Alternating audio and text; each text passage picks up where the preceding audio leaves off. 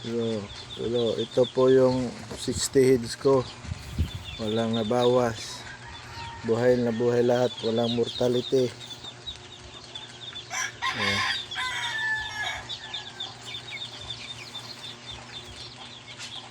25 days.